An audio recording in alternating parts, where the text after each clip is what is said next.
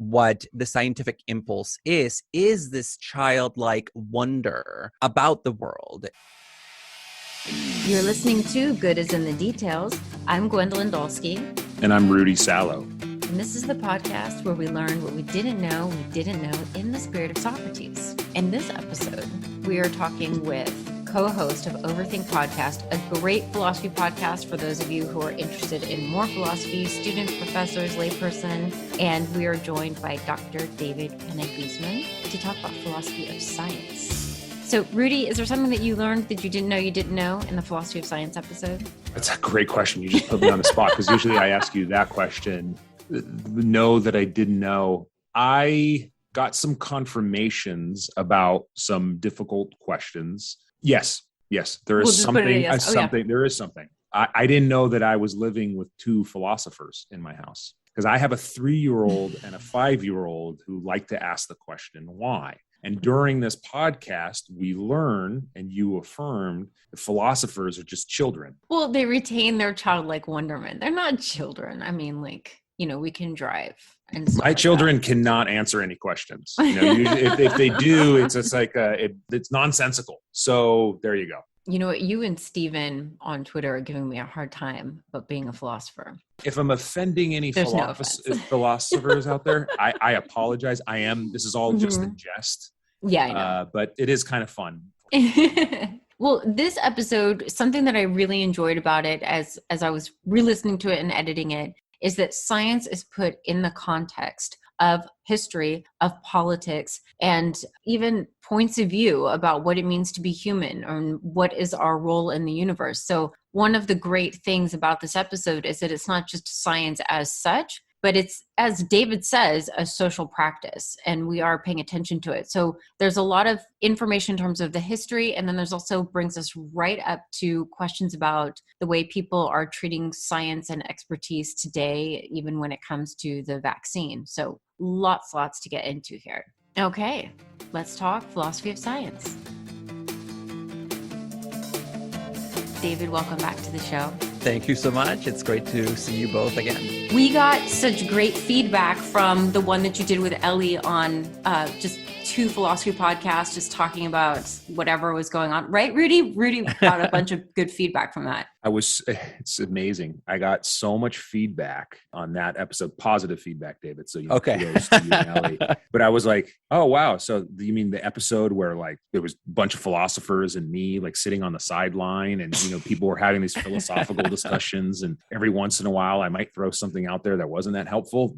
That's your favorite episode? Oh, cool. Thanks. What does that say about me? But it's a good thing I'm not a narcissist. Ultimately, Ellie was the real star in that episode. I think this topic, which if all those lovers of that other episode listen to the whole thing, towards the end, we basically kind of teed up this episode, right? We said, oh my gosh, Dave, you being the expert on the philosophy of science, we have to have you back. It's such a timely topic. So thanks for coming back. I appreciate it. Thank you. Let's start at the beginning. What is philosophy of science? So for anyone who's not in academia or philosophy, what would be the general idea behind it? Oh, wait, what? Hold on. Actually, can we go one step even further removed? Because I think this might actually be helpful. David, what is science?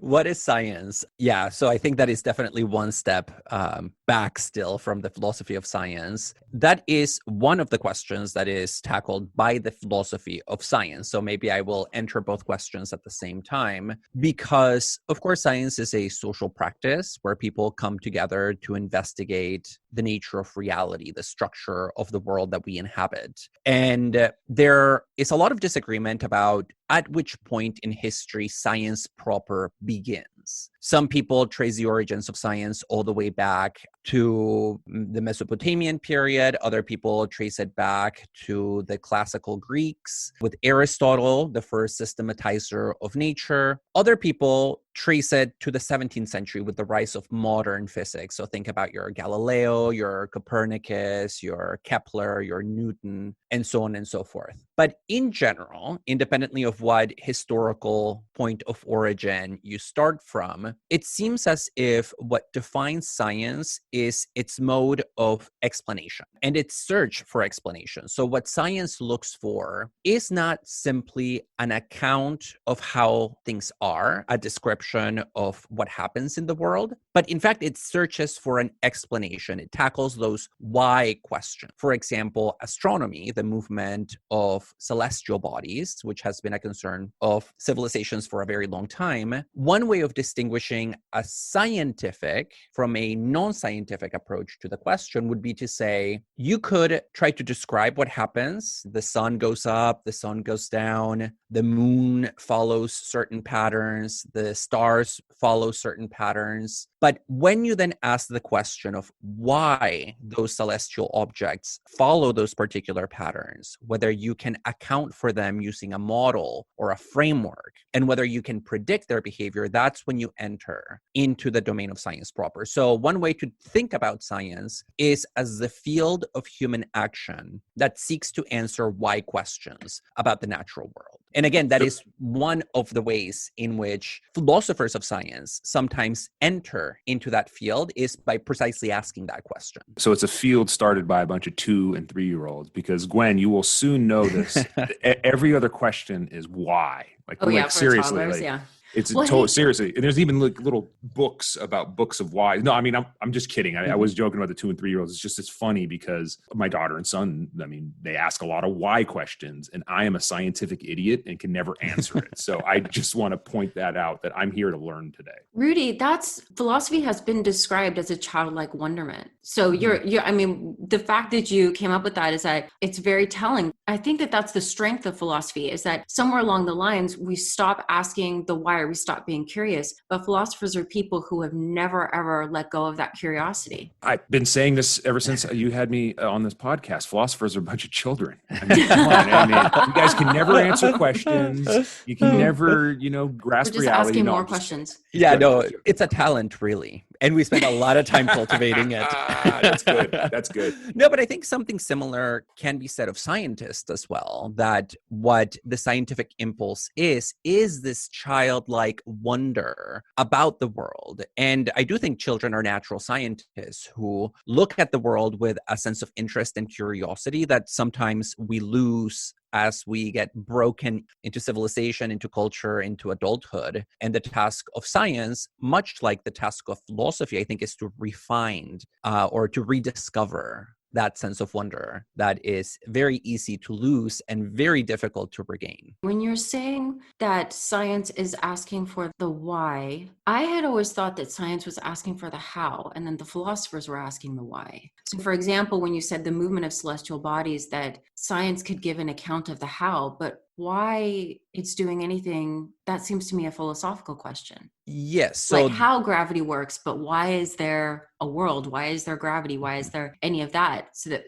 it's a description of the how. Yeah, so I think that's a good way to think about it, because it's one place where we see the connection between science and philosophy, which of course historically were not separated until very recently. So the distinction is a novel invention of the late 19th century, and we can talk about that. So let's stick again with the example of astronomy, just because it is a field of investigation that has received special attention throughout history for good reasons, because people want to make sense of the universe that they inhabit. It's a cosmological question. Now, you can ask a how question. How do the celestial bodies move? And that's purely descriptive. And that is one thing that science does. It describes things by observing them. But it's not enough to simply describe what is happening if you cannot give an account of why it is happening in that way. So one way of defining science is in terms of a search for the laws that explain the observations. So what are the underlying mechanisms that are driving that which we see? So we might say, how does the sun move? Well, in this particular direction. But why? That requires the creation of a framework that places the Earth in a certain relationship to the sun, in a certain relationship to the other planets. But you are right, Gwen, that there might be a difference between the why questions that scientists ask and then maybe the more generic or abstract why questions that sometimes philosophers in particular are drawn to. And one way in which philosophers make that distinction is in terms of the difference between proximate and ultimate questions. So proximate questions are about mechanisms, they are about causes, they are about lawful patterns, whereas ultimate questions are those grandiose existential questions that maybe take us more in the direction of what is traditionally associated with philosophy and metaphysics. Why is there something rather than nothing? Why is there consciousness in a world of matter? Why do we keep on living if we have no guarantee that there is meaning in the world? That sort of thing. The kind of stuff that'll drive you to drink. Why do we exist? Hopefully not We're going to die. That sounds accurate. What is some scientific discovery or understanding that really, just historically, that really rocked the way that we understand ourselves, that really changed things, or that was a challenge, that was a different way of just, viewing our own existence? So any major scientific discovery has the power to alter the way in which humans think about their place in the universe, right? So you have some discoveries that are more technical and that might change the way in which scientists think about the phenomena they study. But then there are those that bleed outside of science and sort of have these gigantic cultural effects. So some of the classic examples that come to mind include, of course, the shift from heliocentrism, the heliocentrism of the ancients, the notion that the sun is at the center of the universe and that the earth revolves around that, to geocentrism with Copernicus in the 16th and 17th centuries. And once you switch the roles of the sun and the earth, you don't simply make an adjustment to an astronomical model. You do change a fundamental aspect of how people up until that time have thought about themselves, of humans as occupying the center of the universe because they are made in God's image. And it is only sensible that the image of God would be, in fact, the ground zero of all existence. So I think the shift to geocentrism, we are now children of the scientific revolution, so we don't think about the effect that it had at the time, but it created a genuine cultural and psychological crisis at the time because it suddenly meant that we are a planet just like other planets, and there is nothing special about humanity. So it decentered the human in a fundamental way. And this is why on the episode with Tracy Drain, and I'm saying this with as straight a face as I possibly can do, I touched upon this fact of if there actually were aliens in the universe, I do feel that there will be a certain religious component won't accept it or would have a really hard time accepting it. And I've actually talked to some friends that are very religious. I've actually asked them the question, do you believe in aliens? And does that conflict with us being made in the image of God? And some have said yes, and some have said, well, no, just because we were made in the image of God doesn't mean that aliens weren't either. And, they've kind of gotten back there. But in all seriousness, I really do think that if it was actually proven that there were these other beings, I think it could have a huge impact on our humanity. I don't know, David, is that nuts, or what do you think about that? Well, this was a debate in the 17th century, this issue of other possible worlds with other possible Earths with other possible humanities. So it was not a debate that happened in terms of aliens, but in terms of other planets populated by other people just like us. Because in the 1700s, when the concept of the infinity of the universe is introduced in the wake of the Renaissance, the notion of infinity raises a lot of theological questions. For example, it raises the question about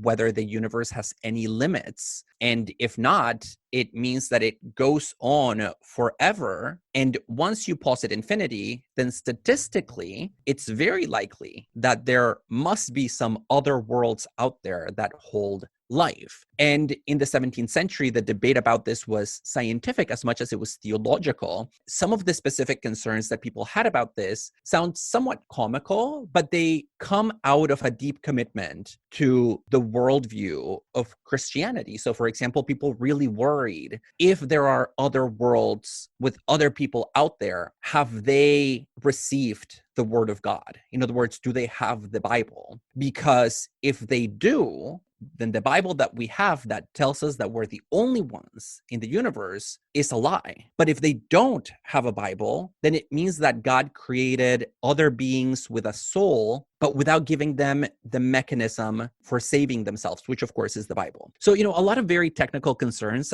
at the intersection of science and theology, but you're right that the more general point that we're getting at here is that anytime you tweak the image that people have of the place that they occupy in the cosmos, it has these trickle down cultural and psychological effects that are very deep, depending on one's philosophical, religious, existential commitments. And again, we forget about that because most of us have grown up in a scientific culture, but for people who didn't or who lived through that transition, it was a very real shock. Let's see, outside of astronomy, I'm interested also in, from what I understand with Descartes is that when he started asking these questions about the body and how it functions, that it was considered sacrilegious, that is for God. And of course, now with medicine, that seems so silly. Asking questions about the human body is not a sacrilegious thing at all. But if we were to update it, it seems like that's where we are when it comes to things like genetic engineering, or that there are children who will be born not as the result of their parents having sex, that there's other ways for pregnancy to happen. And there is this resistance because it's this idea that that is God's job. That's not for humans. Could you speak to that at all, that tension? Yeah, because your comment about Descartes, for example, and the concern about thinking about the internal mechanics of the body is a very good example of a cultural/religious taboo that dates all the way back to the Greeks. So one of the reasons why forensic science, for example, was very late in developing is precisely because there has been for a very long time a prohibition on opening up bodies, including corpses. So you couldn't really do autopsies to look at what was happening inside the body of the people who died as a way of trying to figure out what caused their death. This is why, for instance, if we look at the writings of somebody like Galen, Galenic medicine in the Roman period, most of his descriptions of anatomy are actually made on the basis of studies of animal bodies, like oxen. So he would open up oxen, he would open up their heads and their bodies, and then he would make projections about human anatomy. Then there is a moment during the Alexandrian period when those rules change a little bit and people start being given permission, special permission to open up bodies. And that's when you see suddenly a surge of new knowledge about the internal organization of the body, the structure of the brain, the structure of the nervous system, the organization of the arteries, so on and so forth. And even though by now we have quote unquote overcome that taboo, that prohibition, it seems as if the prohibition has shifted into other places. And one of them is, as you mentioned, when into the domain of genetics, the Rosetta Stone of human biology by modern scientific standards. And we are familiar with that argument, right? We're familiar with the argument about not playing God, about scientists not meddling with those divine processes that continue to exhibit themselves through the human body, like procreation. It's difficult to give an argument against that prohibition that makes sense to the people who believe in it, because the defense of that kind of research, of genetic research, of assisted reproduction, is almost always from the very beginning going to begin from outside of a religious framework. But I think it can be useful to give a defense of science, of new scientific practices from within the religious framework that the critics occupy. For example, people who don't believe in medicine, who believe the body should just, it's God's will, whatever happens, we don't vaccinate our children, we don't take them to the hospital. There is research that suggests that in some cases, they're more likely to change their views if you give a religious defense of medicine, right? God put these clues in the world, these treatments, these medicines, these plants for us to discover, and gave us the light of reason in order to connect A and B. and create the treatments that will make our life better. So there's a religious defense, for example, for science in that way. And I sometimes wish that I saw a little bit more of that, because I think the people who express those concerns, they're coming at it from a very specific perspective that is not likely to necessarily listen to the claims of a secularist.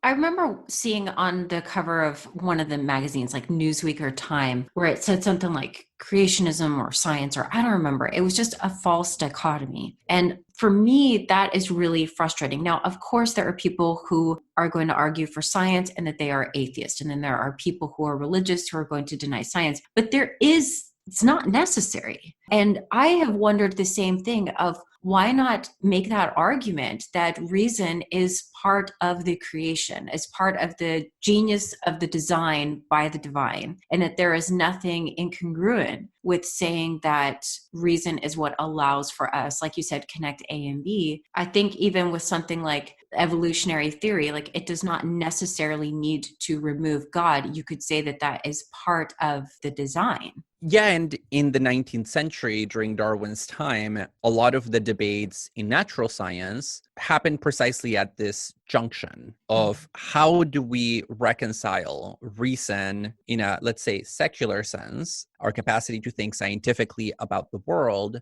with the basic premises of religion, the notion of creation, the notion of miracles. How do we reconcile those things? And although I do think it is important for strategic, almost PR reasons to engage in that discourse and to try to find some kind of compromise for people who need that compromise in their lives, who don't want to give up either A or B. Although I think that's important, I think it's equally important to recognize that there are real tensions that are irresolvable, right? So as soon as we speak about creation, that does stand in contradiction to what we know from, let's say, evolutionary biology about the origins of humanity. That we can talk about the origins of species, but that origin will never be transcendental. It will never be divine. And so there are definitely limits to that dialogue. But the question then is how to navigate those limits and what kind of attitude of tolerance do we adopt in relation to people who fall on one side or the other of any one of those limits.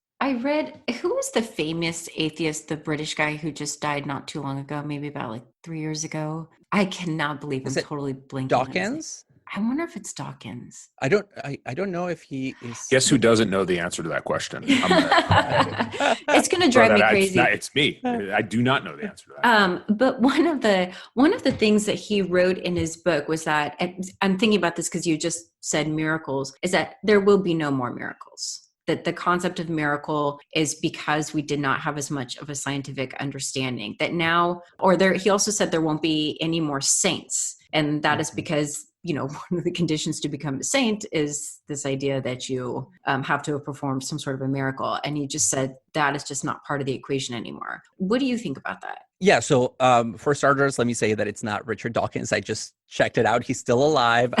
Our apologies. Okay. You guys are killing people on the show.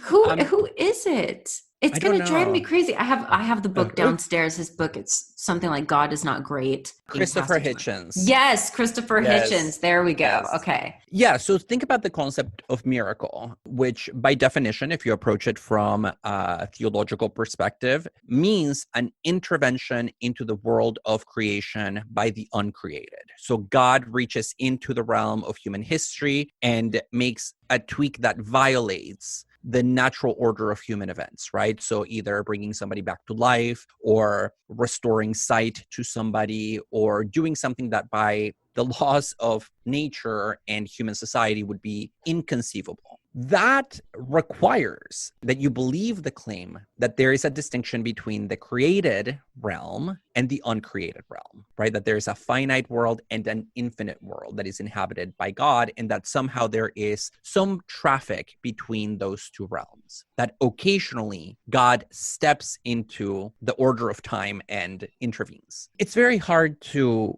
give a scientific version of miracles or anything analogous to it. We can talk in science about anomalies. We can talk about rare events. We can talk about statistical flukes. But the nature of those things will never rise to the level of a religious miracle, of a true miracle. And so I think that's right, that from a scientific perspective, you need to be able to give an account of the world without appealing to what philosophers of science call skyhooks. So these kind of chains that you throw up into some transcendental realm as a way of securing your claims. There is nothing outside of this world that you could reach up for that might give you a way out. And I think miracles by definition are that. So it seems to me correct that there can be no miracles and there can be no saints any longer. You know, he was on, whenever somebody is up for becoming a saint and there's a discussion, there has to be some designated dissenter. And he was the one from Mother Teresa.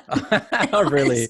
He was the dissenter to try to explain why she shouldn't be a saint. That would be the worst. I cannot imagine being tapped for the person who's saying, no, this person should not be a saint. Rudy's just shaking his head. I mean, that's no, you know, I mean, I didn't even know that was a thing. I didn't even know. I was thinking it was a pro argument. I didn't know that there was somebody who had to step in and be like, by the way, no. I clearly didn't know that there had to have been a no, but tip your hat to this individual for like really sticking to his guns and speaking against Mother Teresa becoming a saint. I mean, that is a real true believer. Yeah. That's a committed person. We need those people in this world. Yeah, that's somebody who's committed to the process, right? It's like we need to go through the right procedure and somebody has to do it. Although I have to say there are some pretty good critiques of Mother Teresa out there.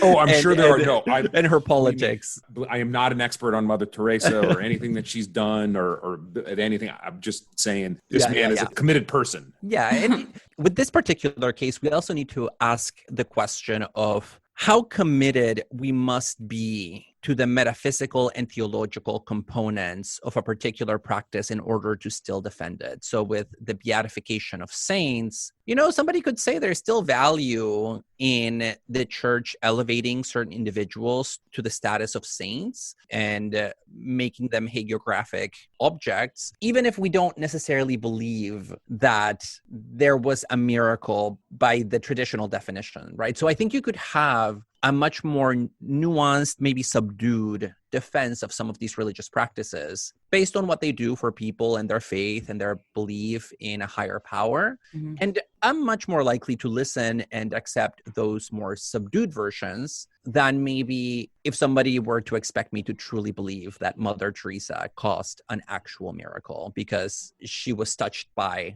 God in some way. Can we talk about today some contemporary issues with the tension between science and the layperson? I am seeing this idea being thrown around a lot in media, or people are saying you don't believe in science, or I believe in science, or you don't believe in science. What are we talking about? What is going on here with this tension between science and the layperson? And there almost seems to be this resentment towards science. Is it justified, or what do you see is happening? Yeah, so this is a very difficult subject, in part because it has a complicated history, the question of mistrust in science, and in part because it's taken a brand new form very recently, in my view. I think the mistrust in science that used to be maybe much more tied to problematic scientific histories now has become almost universalized and politicized in a particular way. So when you think, for example, about people who believe in conspiracy theories, people who spread misinformation, they expressed almost a generalized skepticism about the value and the power of science that seems pretty ill-informed. But at the same time,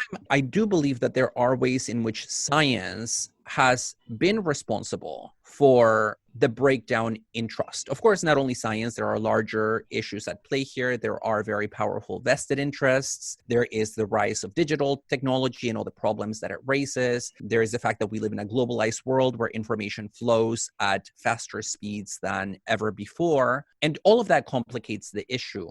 But as a philosopher of science, when I look at the contemporary moment, where there is this tension between the lay public and scientific expertise, my instinct is to do two things at the same time. On the one hand, I want to come to the defense of science. And the philosophy of science is very helpful for that. Why? Because when you start studying science from a philosophical perspective, you start asking questions about what is scientific knowledge? How does it differ from other forms of knowledge that maybe are not scientific, like common sense or like intuition? And once you have a more sophisticated understanding of what a scientific theory is, of what a scientific concept is, of what scientific evidence is, then you're able to look at things like conspiracy theories or misinformation campaigns and spot more easily what is wrong with them from an epistemological perspective.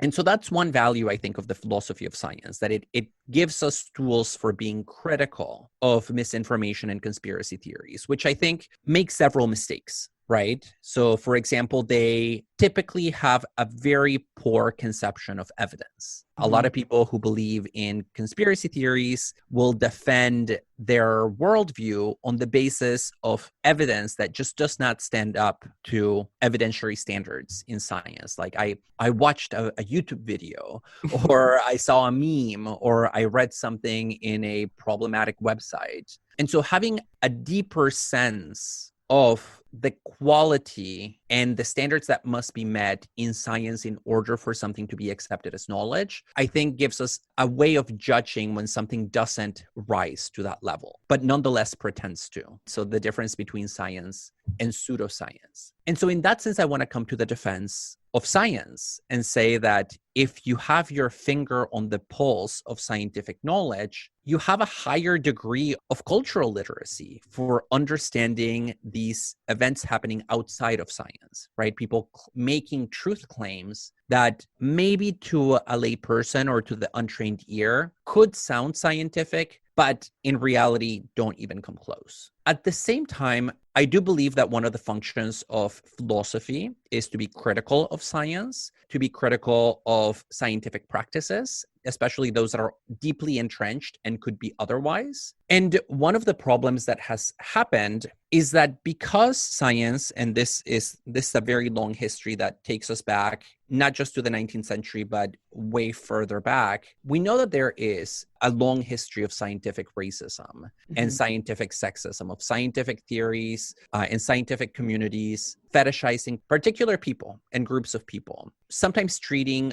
communities like the African American community as objects to be prodded and studied. And that has created a deep mistrust of the scientific establishment in those communities. And that mistrust is not ungrounded. It is grounded in historical fact. And so, for example, when people today talk about the fact that skepticism about the COVID vaccine might be higher in certain communities of color, it's very difficult to separate that from these larger histories of oppression that have been created by science itself. Like the Tuskegee experiment, which is not that far back in history.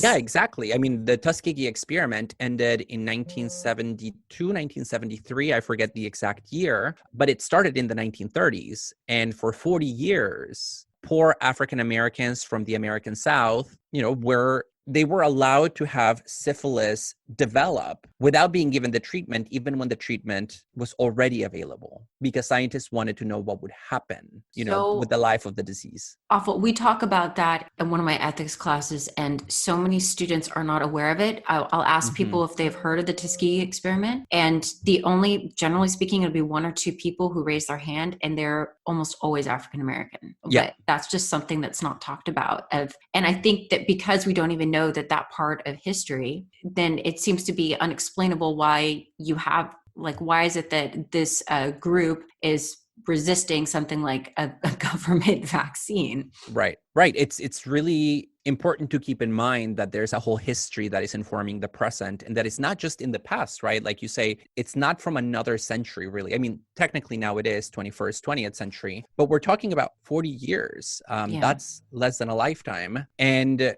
it's not as if that were the only one. And it's not as if they all ended in the 1970s. Even today, there continue to be examples of scientific researchers treating communities of color, again, as objects to be studied rather than as subjects to interact with meaningfully. One area where we see this today, to go back, Gwen, to your example of genetics, is in genetic research about ancestry. There is a lot of controversy about the ways in which indigenous DNA is being treated today by researchers interested in the genetic origins of humanity and so on and so forth, and instrumentalizing indigenous communities as a way of just getting access to their DNA. So it's an ongoing problem that, again, fosters what I will call a focalized or a focused skepticism about science, which again differs from the more generalized skepticism that we sometimes see among people who are members of these conspiracy communities. But in both cases, you have fears about science, you have questions about science. It's just that in one case, it comes from a real history, and in the other one, it seems to come from a politicization that is quite problematic. Yeah, I'm thinking, I mean, I'm very much pro-science, excited about science, but I think it would be disingenuous to not recognize that still the scientists have a point of view of the world.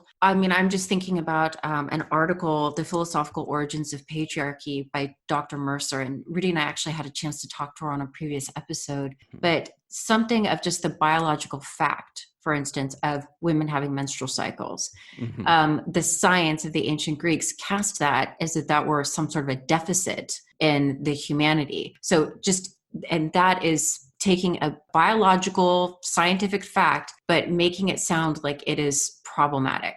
And so that's where the history is, that I think what we can learn from that is just be more aware of when we are looking at some sort of a fact, some sort of evidence, are we projecting an idea of the world to make that fit into an idea of the world? Yeah, and I think you're getting to the distinction between scientific facts and scientific interpretations. And once again, this is where I think philosophers can put on their hats as philosophers and intervene and say, you know what, you might be right about the facts, but your interpretation seems to either violate the facts or doesn't capture all of the facts, or seems to be molded and shaped by extra scientific values, maybe without you realizing it, right? Because scientists, just like all of us, are people who have their personal histories, their unconscious biases, their prejudices, certain norms that they follow knowingly or unknowingly.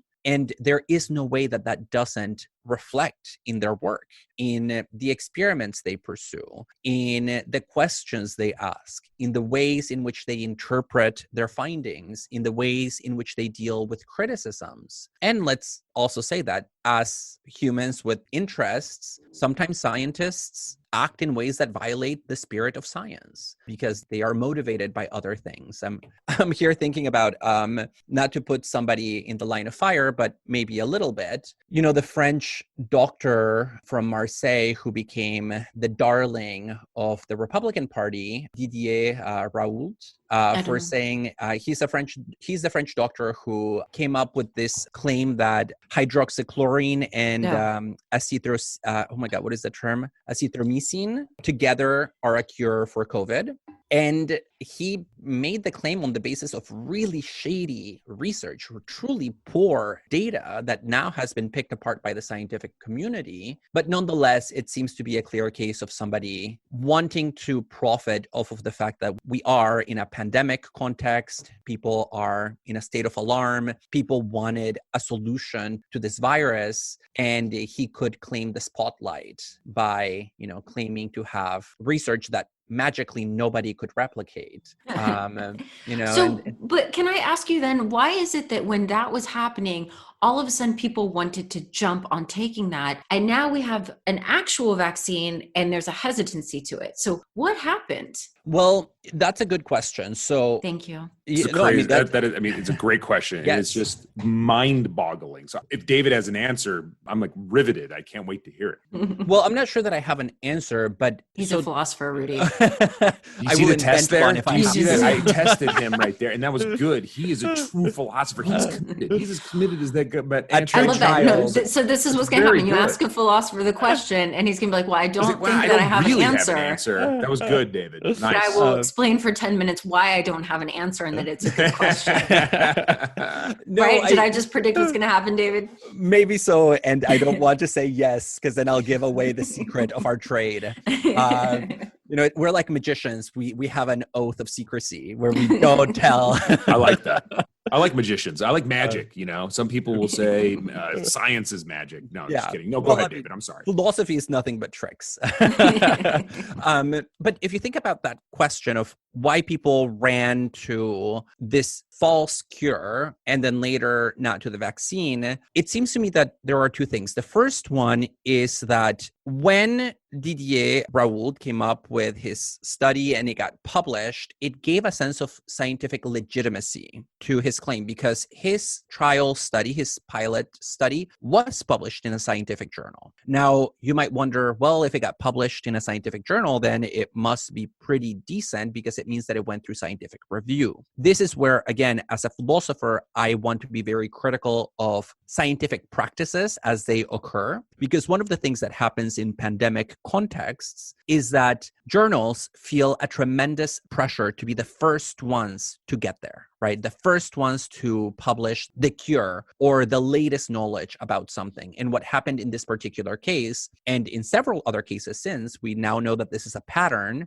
during emergency situations, that the normal standards of scientific review are almost put on pause, and scientists start pushing out publications without proper review, really. And you end up with bad science that gets stamped as good science because of the politics of the scientific community, the politics of reputation, the politics of being the first, and so on and so forth. Another issue that happens is that a lot of scientists ride on the coattails of their own fame and reputation. In today's world, that reputation typically is measured purely quantitatively. How many articles have you published? Just numbers, quantity. Quantity is master. Just to stay with this example of this French doctor, he has been sort of a master at tricking the algorithms by just putting his name on as many articles as possible, right? So typically, if you're a scientist, you might publish between 5 and 15 articles a year. He publishes over 100 a year.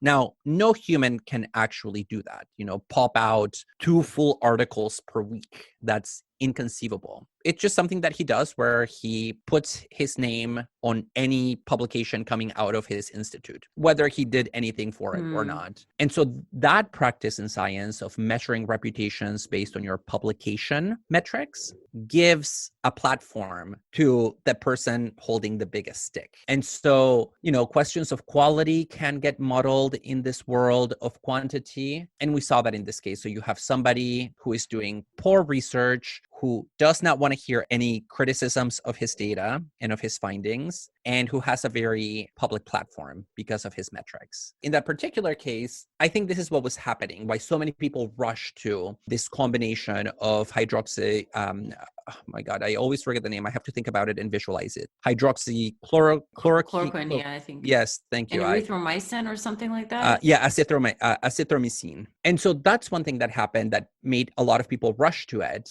It got politicized because it meant that the Trump administration could say, we are going to fix this problem and take responsibility for having ended the COVID pandemic, which would have scored a lot of points, political points. So that's why there was no Republican objection to that treatment, because it was politically useful. By the time you get the vaccine, of course, Trump is already on his way out. So the Republicans no longer have an incentive. I'll just say the Republicans, but it's a larger conversation than that. So the political context has shifted, and suddenly there is a politicized objection to the vaccine, even though for that we know that there is plenty of evidence for its efficacy. The other reason I think why people rushed to the first treatment but not to the vaccines just has to do with the nature of vaccines. Vaccines are somewhat paradoxical by their very essence because they inject you with a virus as a way of protecting you against the virus. A lot of people don't understand how that works. And in fact, they think it's evidence that they are a government conspiracy, because if the government really wanted to protect you from something, they wouldn't give it to you. But that again is rooted on a very simple misunderstanding of the science of vaccination, which has to do with triggering a response of your immune system to protect you against a more serious attack from the virus. Right? So what the vaccine does, it spooks your immune system so that the guards go up so that it's really ready to fight when a real intruder comes in. But it really violates people's expectations of what medicine means and what cure means, because it's paradoxical in the sense that it fights fire with fire. So I think vaccines, by their very nature, raise a lot of questions, which is why then people step away from them and express resentment, fear, confusion about why they're being asked to take on a treatment that, for starters, seems to be the disease rather than the cure. Secondarily, is primarily for other people, not for themselves. That's so interesting. Now I'm seeing it. Yeah, the hydroxychloroquine, as opposed to taking some sort of a pill, as opposed to a vaccine, that was part of it. And then the politics of it, which I think is, I don't know. Yeah, the politics and science and medicine, it's all just so, it's kind of fascinating, but it's frustrating at the same time. Yeah, it's frustrating because, one of the things about viruses is that they are not just a health issue, they are a public health issue. Yeah. And they really highlight the extent to which we are deeply interconnected to one another as social beings, and the extent to which our well-being is dependent on other people. And in a country like the US, where we live and die by individualism, by a radical individualism, where it's just me looking after my own interests and doing what is best for me, something that requires a shift of perspective from the individual to the social or to the communal just doesn't register for a lot of people. I think that's the same issue with climate change. It is at odds with the idea of every man for himself, individualism, personal freedom, and that's why it's just not translating. Yeah, and it's a classic example of what is called a problem of collective action, which is that it's something that we can fix if we act collectively, but because we don't have the guarantee that everybody will act collectively, let's say recycling or reducing their consumption, then people don't want to do their part because they feel as if they've been cheated by following a rule that other people break, right? This is the tragedy of the commons, that we're afraid that other people will cheat, so we cheat first. And it just becomes a race to the bottom. Is the hardest question in the world to answer, just kind of wrapping this all up. I mean, and I actually think you can actually answer this with one word. I actually have a question that a philosopher can answer. Could the possibly hardest question ever in human existence be the following? Why did the Big Bang happen? Yes, I think for physicists, that would be the biggest question. Why is there something rather than nothing? And that is where I feel like the only way you can answer that question is if you're spiritual or philosophical or something. You got to come up with something in order to try to even answer that. You have to believe that the Big Bang happened and, that's where the universe started and everything. You got to kind of start with there. But I've always just, as we were going through this, and I've always wondered the answer to that question, and it always hangs over my head. And that's where, coming into this episode, I thought about the philosophy of science as well. So I just wanted to ask, hey, do you think that that's probably one of the most difficult questions to answer? Yeah, I would say that that's true. And you're right that in order to even broach that question, you need something like a speculative impulse. Maybe we can call it theological, we can call it cosmological, spiritual. I like speculative in this context because it means you have to speculate about something that maybe you will never fully have a satisfying answer to. What makes that so interesting but so frustrating is that those grandiose why questions, right, what I earlier described as ultimate questions, as opposed to proximate questions that can be answered more systematically, is that they throw back in your face the limits of your own human understanding. I think that's something that we sometimes forget when thinking about science. We tend to fall into this hubristic attitude that we haven't figured out everything yet, but we will, as if the world exists in such a way that it can be captured in its totality by the categories of the human mind. But the world was not made for human intellectual consumption. So there will be things about the world that will simply elude our grasp because we're just one species of animals among many others. I like sitting with that discomfort. And I sometimes call upon philosophers and philosophers of science and scientists to sit with it as well. The fact that there are things that we cannot know because of our limited humanity. Rudy, you're just one species amongst other species. You're just... Am I? I'm sorry. I'm starting to hang out. I'm pretty sure that's how we were just. I think I'm hanging out with just one species. I like you people. You don't need to answer questions. I don't know. How do I know? I could just go about my merry day. No, I love this stuff, man. I geek out on this stuff, and yeah, it's fun. No, yeah, really. I think this stuff is huge. It's so relevant for today. It's so politicized that it drives me crazy. And especially living with a scientist, right? My wife being a doctor, and she always brings this, the science word up, and it's just interesting. It affects my life on a daily basis. So thank you for humoring me during this episode, David. No, not at all. This is a great conversation. Well, David, last time we had you on, you said that you had a book coming out.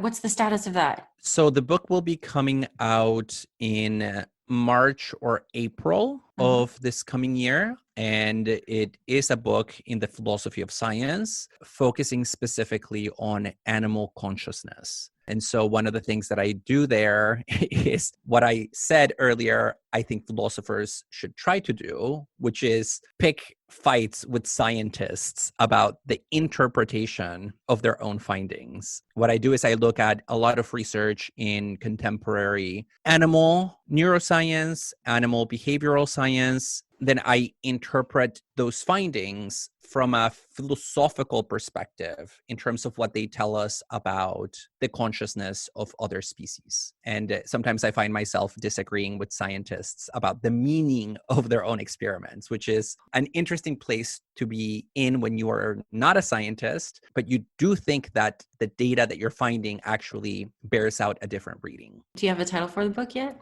Yeah, the title of the book is When Animals Dream, The Hidden Side of Animal Consciousness. That is a great title. It is. It is a great When title. Animals I love it. It's very good. Oh my God. All right. So David, does that mean we can have you on again when your book comes out, and then we're going to talk about animals? I would like for you to say yes, please. Oh yeah, of course. I'd love to. I'd love to. Yay. Okay, and I will link Overthink into the show notes. And yeah, thank you so much, David. This was great. I love this. Thank you. I appreciate it, and I'm happy that we got to talk about religion and science and politics. Because sometimes the philosophy of science can stay a little bit siloed just in science, and I think this discussion highlights what I think the philosophy of science should be, which is also panning out into these larger topics.